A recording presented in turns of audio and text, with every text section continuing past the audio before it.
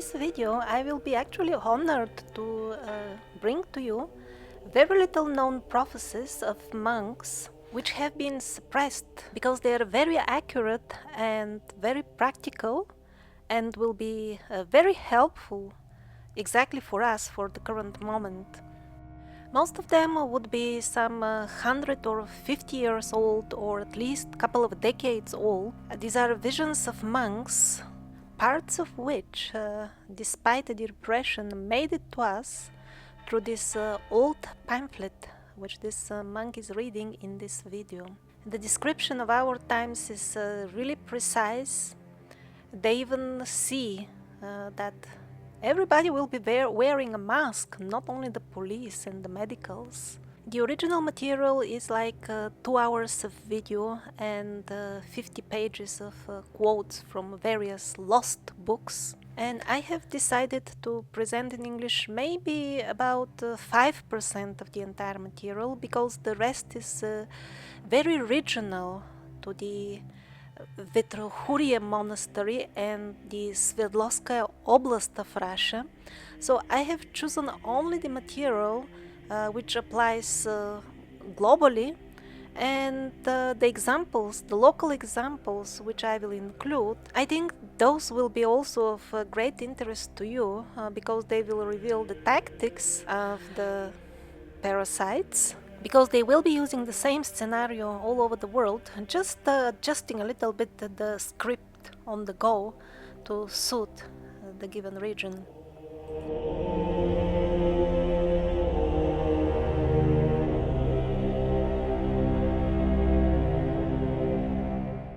They will have a special add-on mixture found in the high-end cosmetics, made of the sperm of dogs, the blood of various unclean animals, and also the blood of children mixed with abortion tissue. And that substance would be carefully flown to the Middle East, where special satanic rituals would be performed on it, and then it would be brought back and distributed to the high-end cosmetic companies. That's why their products are so expensive, because they have to pay for that black magic substance to be properly prepared. And then the people will put it on their eyes and lips. When the prophecies were made, the people at that time could not imagine how the people of the future would agree to put that on their very faces. But the monk had to explain that nowadays a woman who wears makeup, everybody looks at her, and then the people in the village would laugh for the entire day, and her man would hide in the house out of shame. Something as if you see a topless woman now somewhere on the street or something. And so the monk who saw all that had to explain that in those future times, even the 100-year-old women, they will also put stuff on their cheeks, even, and on the eyes and on the lips, and even on their nails. And besides putting this most unclean thing on their faces daily, people, when they get buried for the funerals, they will smear them even more with the same stuff. And once the soul leaves the body, and that is the moment when it obtains knowledge, and when it sees in what kind of disgusting state its body is given back to the earth, which is a very important moment. Exactly as in the ancient cultures, they would put the most fragrant, pure, and, as we say in modern words, high vibration substances on their bodies and face. Now they are tricking us into wearing cursed dog sperm on our foreheads. And why exactly dog? Because dogs are considered animals which make whatever it is touched by them unfit for any holy use. And that's not only in India, also in Christianity and even in Islam. Dogs are not bad as such according to these religions, just they have to live outside the place of worship and not inside the premises. And then later in the prophecies we hear that they will substitute in the monasteries and the churches and the shrines the bones of the saints with dried dog bones, so that when people bow down to them and touch them, they will get contaminated. And everything will be elegantly synchronized, so to say, that when later on, when the communists come again to power and the communism is resurrected, all of a sudden they will start investigating all these remains and then blame that the real Christians who have not been marked by then, you see, they are giving you dog bones to worship and to bow down at. This is the worth of their saints. Create a strong negativity in the minds of the masses towards the unmarked people, along with other tricks. For example, on purpose, they will build up these new discotheques and whatever clubs with loud music exactly near the places where the noble people, unmarked people, have gathered to live. And then exactly at the highest point of excitement during these dances in the clubs, they will put off the electricity, and then they will blame it on the unmarked people, by fraud of course. And they will produce special short films like videos and show them in these very clubs, which again slander the unmarked people, frame them up and call for violence against them. Actually, the ordinary people will figure out the fraud, and that all these short films are organized and the entire story behind them, but still the young people would have seen them, and even though they consciously know it was all set up, it will still work on their subconscious, and eventually they will become violent against the unmarked people. There will be people who will be exposing the hideous plans of the parasites, but the second will make only moderate attempt to stop all that, because actually they will not mind that the people will know what is actually going on, because at the end their ultimate goal is that all people will consciously join and become Satanists. And also in terms of the future of the souls, they're securing new recruits for their hellish underworldly realms after the earthly fiasco is over, because the punishment for those who knowingly join the satanic club will be much greater compared to those who are just given some sort of papers and they sign without having any understanding whatsoever what they're doing.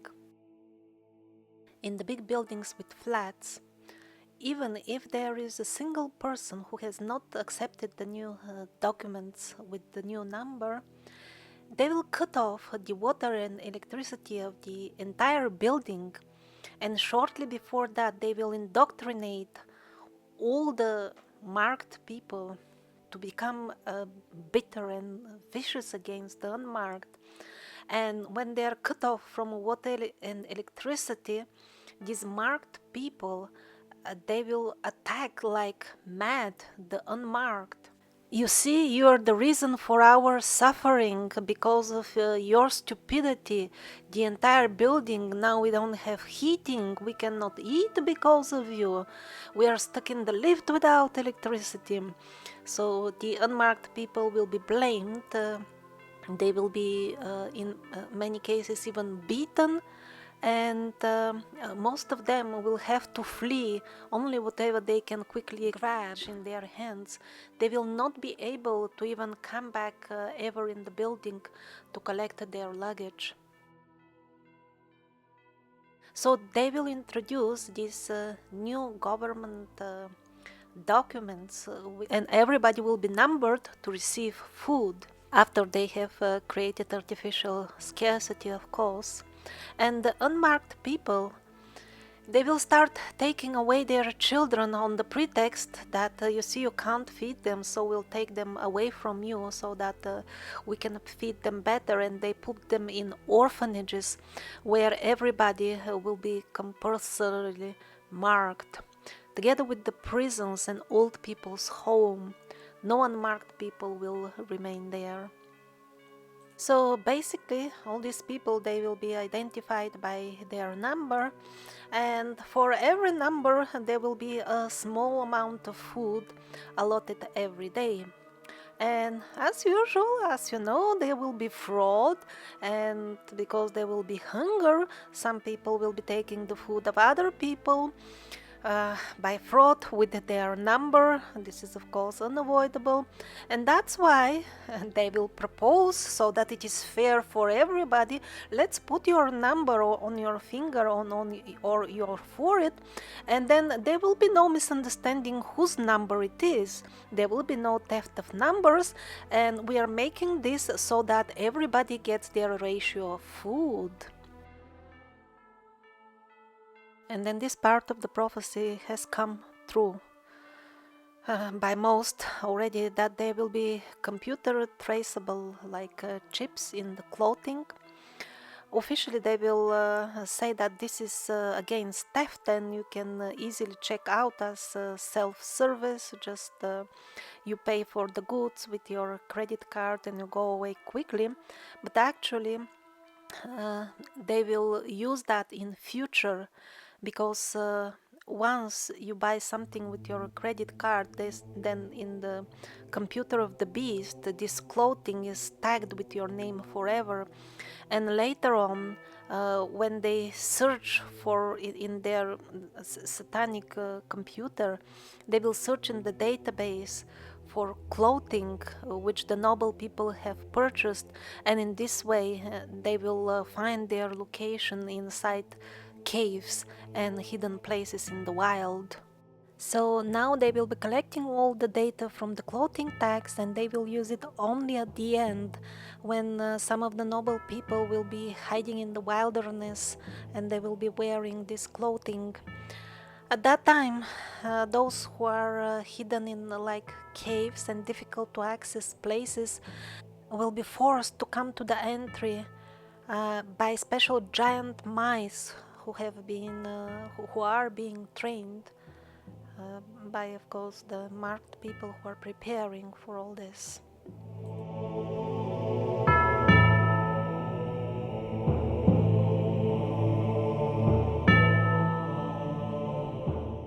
They will blow up the water dam near Verkhoturye, and that will cause a wave of the height of 30 meters to sweep away a couple of cities in the region.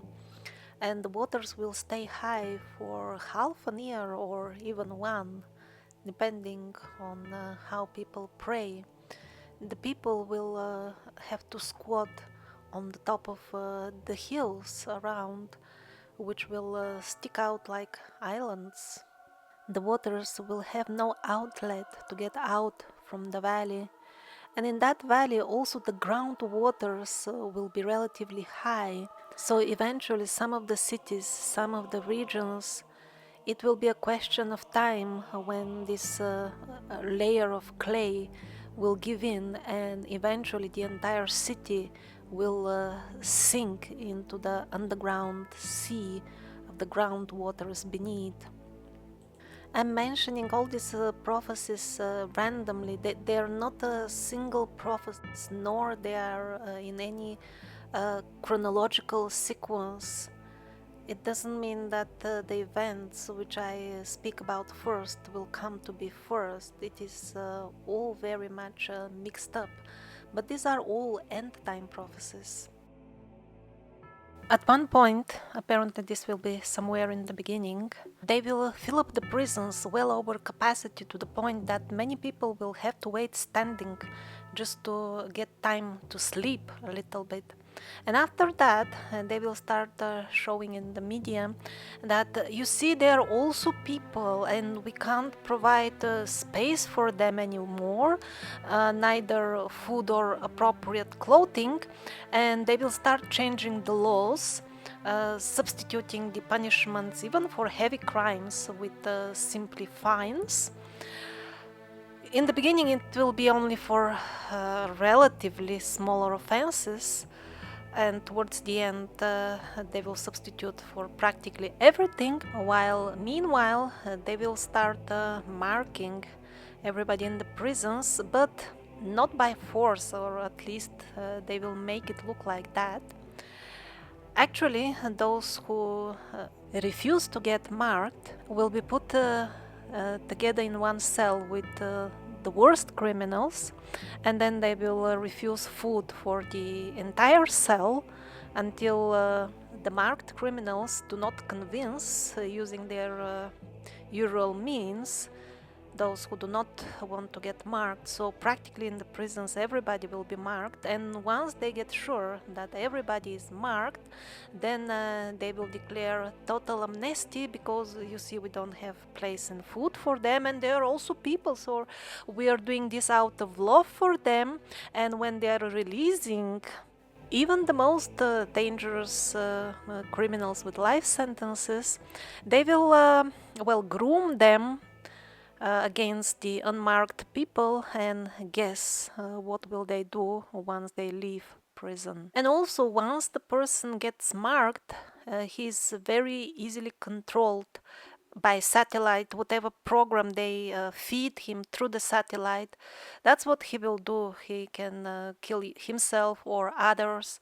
This is all absolutely possible simply by forwarding the software program from the satellite.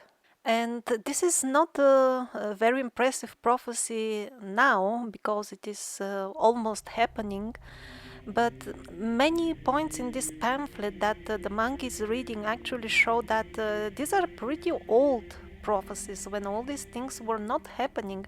For example, when they explain the barcodes in the supermarkets, they have to describe them because nobody has seen at that time, and in the pamphlet they have like a number, and they explain below the page what is this all about, that there will be these lines, and when one goes through checkout, at the checkout counter there will be machines who will be reading that and processing.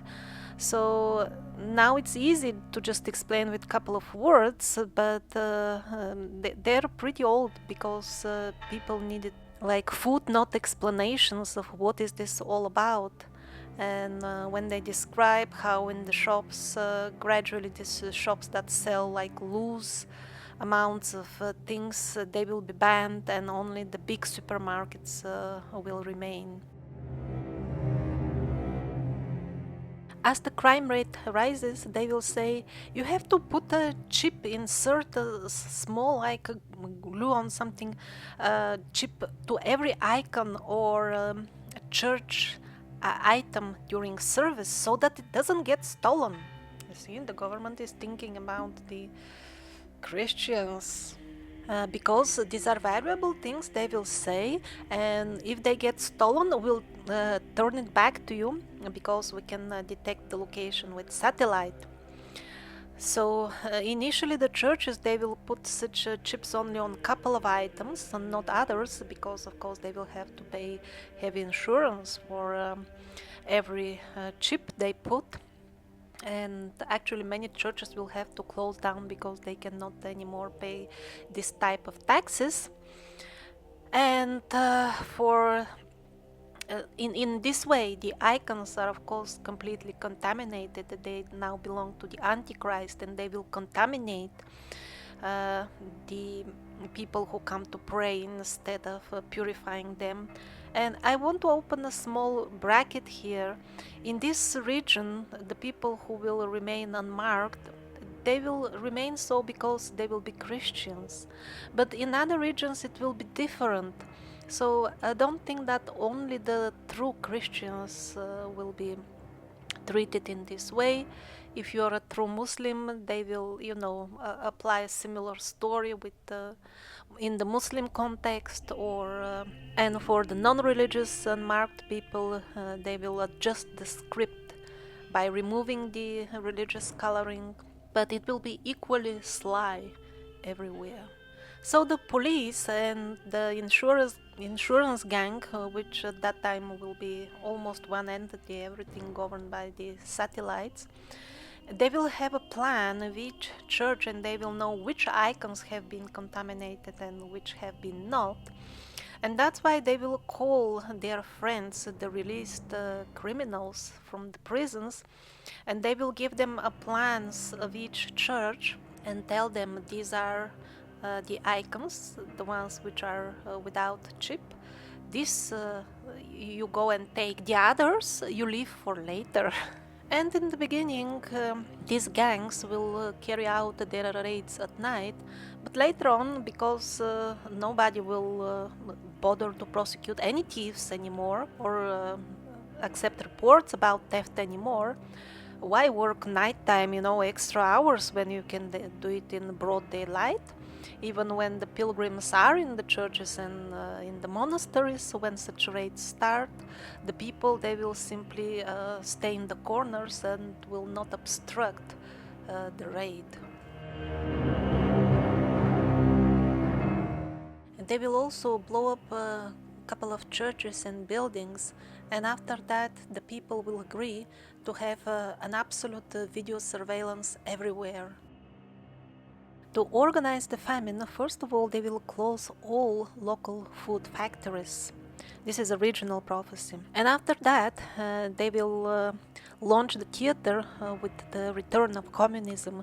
First of all, to excite the people, they will remove the body of Lenin from his tomb, and then creating lots of artificial noise, and then as if communists are coming back into power. Actually, that will be parasites in the sheep's clothing. But they will be a very cruel gang, these so-called communist rulers, and they will start quarreling with the Western governments. Eventually they will close the borders completely, and then even whatever junk food was still getting imported from the West, even that will cease, and then the famine will start. And then with all food factories and plants closed, people will turn to their plots of land, but then the parasites will have a new idea. They will start a new project of digging up trenches to supply gas and all kinds of services to everybody. After they dig up the trenches, they will suspend the project, and so there will be no facilities, but they will forbid to do anything with the trenches or around them, and in this way they will de facto take away a lot of private land on which people would have been growing something to eat.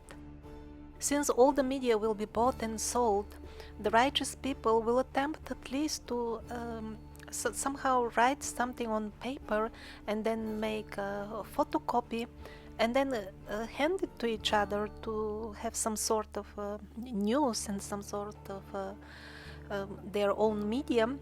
And when the parasites find out about that, they will start printing the same thing, but they will be mixing half truth and half lies, and the people will be very confused which of the pamphlets are their own and which are mixed up. After that, the parasites will create artificial scarcity of printing paper and even ink, and at the very end they will outlaw the distribution of any print material person to person.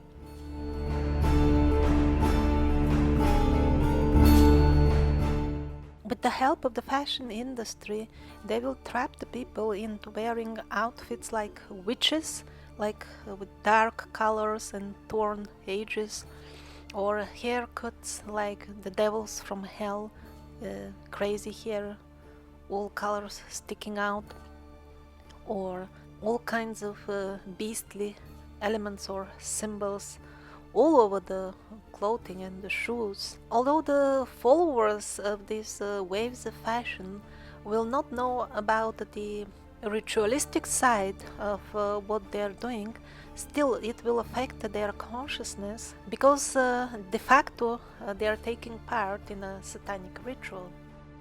Most of the priests will convert to the dark side and they will be instructed to advise people to do all kinds of sins. Like, for example, encouraging or forcing one's elderly parents or relatives to commit suicide under the pretext of, you see, you're elderly, weak and sick. Instead of suffering, just say yes to this little injection and all the suffering will end. And if you don't want to say yes, you can just nod or move your hand a little bit in approval, and this will be enough.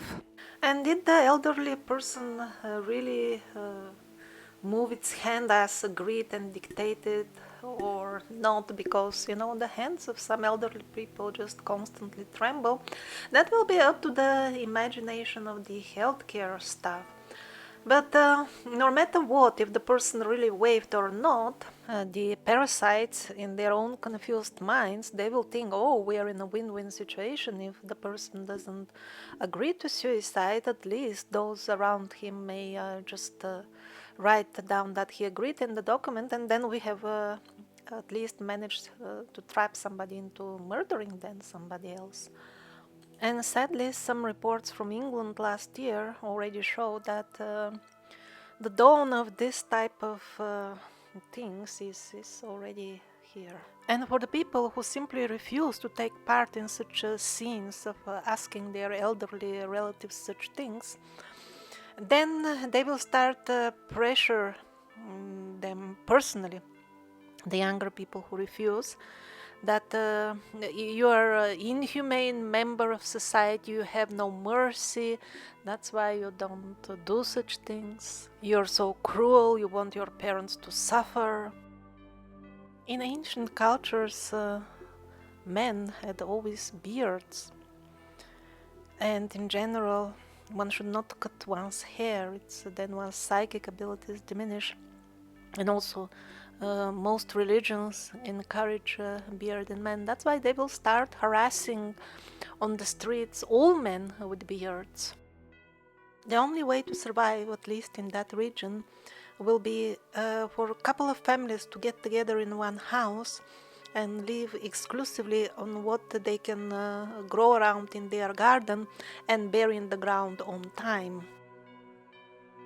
They will say modern life is fast and compact and the religion has to adjust, and gradually they will start forcing removal of almost all the prayers from the church services, until at the end only one prayer is left, Isusova molitva, that is the Orthodox prayer, the most famous one.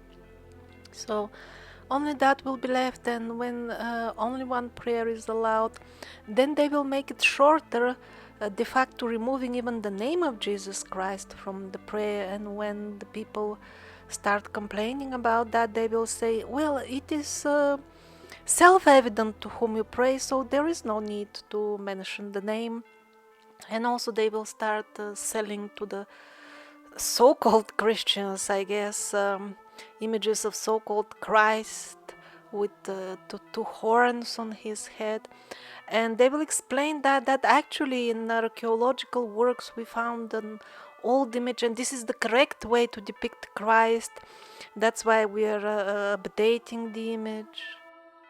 They will oblige all citizens to carry all times with themselves wireless phones, which will destroy their brains and also damage their hearts. And under the excuse of trying to catch terrorists everywhere, they will make it impossible to cross the streets at most places, just at few fixed places where people will have to wait a lot under the supervision of special cameras, which will not only recognize everybody, but also they will zombify the people. Crossing the street at any other point than below the zombifying device will be impossible, as the police will immediately attack the person. Those who are caught without a cell phone at any time will fall in the category of terrorists. There will be a ban on talking about the Antichrist or the Judgment Day. Before the Russia-China war starts, they will sell off everything, and Russia will not have any resources of defense when the war starts. Again, this is at least decades-old prophecy, and this sell-off started in a couple of years, 1 or 2. When the Chinese come, they will confiscate all Orthodox books. But later on, after the end of the war, God will show mercy to part of a fraction of the Chinese, and they will be saved, because from the scriptures they will read about Christ, the end times. So a fraction of them will adopt true Orthodox Christianity, because most of it will be corrupt, just wolves in sheep's skin. But even some Chinese will join the true fraction, and they will be saved. The Antichrist will reveal himself after the war with China. The satanic symbols will be everywhere, for example, even on the plates that they will be manufacturing at that time. In the beginning, the satanic stars will be almost like flowers, but later on they will be visibly religious symbols, also in the tickets for the tube, for the underground, everywhere. They will even make new sarcophaguses for the remains of the Orthodox saints with beastly paws, and the lid, if you close it, it actually becomes clear that it's when the sarcophagus is opened, it's like a beast with closed mouth, with open mouth. But the pilgrims, they cannot see that. It is made in such a way that they cannot see the huge eyes and ears when the sarcophagus is opened, and they will allow only their own wolves in sheep's skin to close these sarcophaguses and to service them ever, so that the pilgrims do not figure out to what are they actually bowing down. At one point, they will try to split into the church in Ekaterinburg. That's one of the major cities in Russia, but they will not succeed in making two parties, divide and conquer. And because of that, they will decide to blow up the tube instead. And the city in the beginning will manage to hold for an year or so about this vast cavity that have opened because of the big explosion, but later on the entire city will collapse into that, and eventually into the groundwaters below. And God will allow that because the Sodom type sin has become prevalent amongst the citizens. When they renumber all people and give them 666 numbers, in addition, they will be obliged to sign below these numbers all the time, confirming their loyalty to Dajjal. One will not be able to receive even mail without making a sign, without signing below the 666 sign, or even travel with public transport. Eventually they will destroy all banks and will leave only Sberbank functioning. That's obviously in Russia only, because it will be loyal to the Dajjal, and over there one will have to constantly place one's signature below the 666 sign. The parasites will keep an eye on different events where noble people could gather to talk to each other, and then they will open their map where all their key people are marked on the map, and they will do things like, for example, for the public transport, they will not sell tickets for the segment where the event will take place, under the pretext that all tickets are already sold. That's what they will say to the customers, that the train or the bus is already full, although there isn't a single ticket sold actually. And then at the day of the event, they will wait for the hosts to cook, for example, if it is that type of event, and then they will switch off the electricity exactly at such a moment that the food will go bad, and it will be difficult to conduct the event anyway without electricity. This type of things they will do. And as far as the future of the Verkhoturye monastery, most of the monks will leave even before the terrible communist persecution starts, because of those discotheques that they will strategically build right outside the walls of the monastery. What they will do is they will gather young people there and turn off electricity when the dance is at its height, and they're very excited and blame it on the monks, framing the monks. And the young people will immediately go and they will actually regularly start to beat the monks. So many of those will leave because of the regular beating. And whoever somehow survives later on, when actually the entire region around, the cities around, are all submerged already in water, and the monastery, which is built at a high place, sticks out as an island, at that time they will send a ship as if to take the monks to safety. And once they load the monks, they will sink the ship, and they will all be martyrs. Some 5-6 years ago, when I was making the first video about Otrok Vyacheslav, at that time I read some prophecies, and I kind of had the thought, why are they telling so much and making this difficult exam so easy? I mean, they're even telling the answer of the exact task that people will be given during the end times. Simply do not take the mark. And now I understand the answer. The amount of information we are given corresponds to the level of the beings, of us. What is currently our level? We are told that there will be a great test with very detailed prophecies, more than enough to verify that these are genuine prophetic visions, more than enough. And still, because of the short-sightedness, most of the people will not even care to listen to the warnings, and most of those who even do care to read them, still they will not have enough brain left to remember at the right moment that yes, I was told this will be the task, and this is we are incapable of remembering even that much, most of us.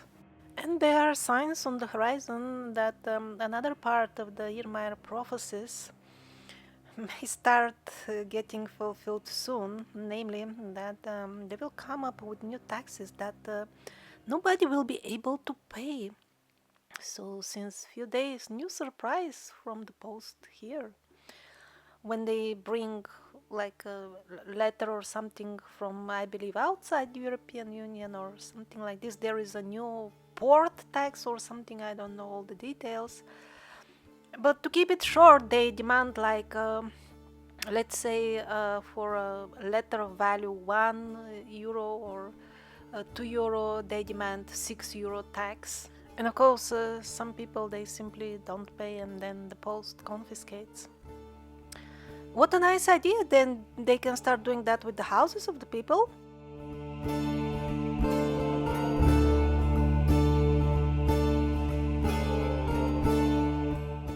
These prophecies, although they describe the difficulties of the noble souls, they are not meant to scare them.